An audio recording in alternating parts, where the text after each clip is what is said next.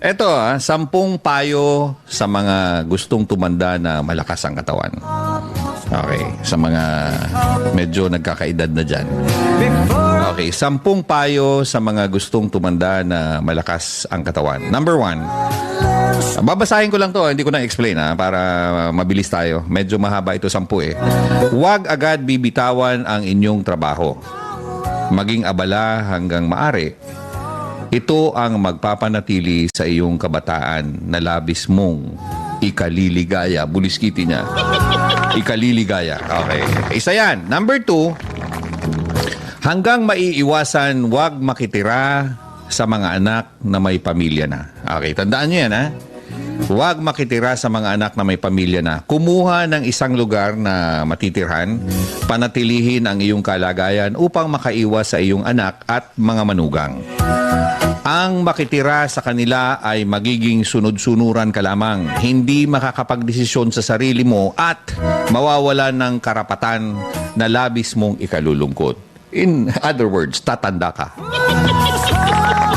Okay. Number 3, hawakan ng mahigpit ang inyong baul, kung may baul ka. Kung magbibigay ng pera sa anak, yung kaya mo lamang at laging magtira ng malaking bahagi para sa sarili mo. Ang libro ng bangko na may laman ay magandang kaibigan sa inyong katandaan. Subalit, hindi ito sapat. Hindi sapat yan. Mauubos din yan, lalo na pag hindi mo dinidepositoan. Okay? Dapat meron ka pang ibang proteksyon, kagaya ng life, health, insurances, at isama ko na din ang iba pang investments, just in case, na mas malaking tumubo kaysa sa perang itinago sa bangko. Ulitin ko yung mga investments na yon, mas malaking tumubo yun kaysa sa perang tinago sa bangko. Alam naman natin yan eh. Kasino na lang, kakapiranggot lang naman ang interest sa bangko. Okay, number 4. Huwag masyadong maniwala sa iyong anak na nagsasabing kayo ay aalagaan. Madalas mga nababanggit niyan ay siyang mga hindi ginagawa. Aalagaan kunyari, mami, pagtanda mo, daddy, pagtanda nyo, aalagaan ka namin. Buliskiti niya. Huwag kayo maniwala dyan. Meron siguro pero hindi lahat. Madalas ang mga nababanggit niyan ay siyang hindi magagawa o gagawin ng mga anak. Ang mabuting anak ay hindi nagbabanggit ng anuman. Okay, tandaan nyo yan. Ang mabuting anak ay hindi nagbabanggit ng anuman. At ang masamang anak ay kailanman hindi tutupad ng pangakong binitawan. Buliskiti, ang bigat niyan. Number 5, upang manatili kang masaya, panatilihin ang pakikipagkaibigan at magdagdag pa hanggat maaari. Humanap ng mga kaibigan na mas bata sa iyo. Di ba? Matanda ka na, kinakaibigan mo pa matanda rin. Huwag na. Humanap ng mga kaibigan na mas bata sa iyo. Ang matatanda ay malapit ng mamahinga at ikalulungkot mo ng labis ang paghahanap ng kapalit. Kung ang kasama mo puro matanda, sooner or later may malalagas dyan. O pag nawala yung isa, malulungkot ka. Diba? Madidepress ka and so on and so forth. Tatanda ka. Okay? Sumali sa mga magagandang asosasyon, grupo, kooperatiba o apostolada. Number 6, maging maayos, laging maganda. Ito maging maayos, laging maganda, malinis at mabango.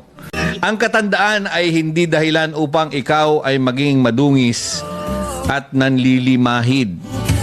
Sila ay di dapat mandiri sa'yo, kaya pangalagaan mo ang iyong sarili. Di ba? Pansin nyo yan? Pag matanda na, amoy lupa na. Minsan nga amoy suka pa. Wag naman, wag ganun. Okay lang kung amoy asin. Ano amoy ng asin? Di ko alam, amoy bawang, sibuyas, Diyos ko. Okay, mga misis yun. Number 7, maging abala sa paggawa ng kabutihan sa kapwa. Asikasuhin mo sila para asikasuhin ka din nila ayon sa law of ripple effect. Huwag kalilimutang magdasal araw-araw. Hindi ito nangangahulugan na magnubina kayo o magrosaryo kayo.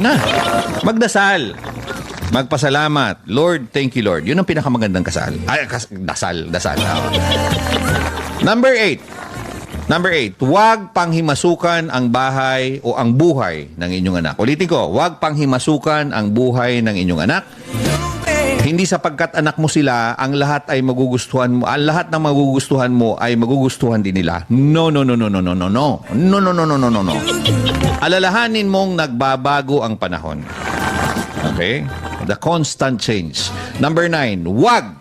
Ito huwag ipagyabang ang iyong katandaan.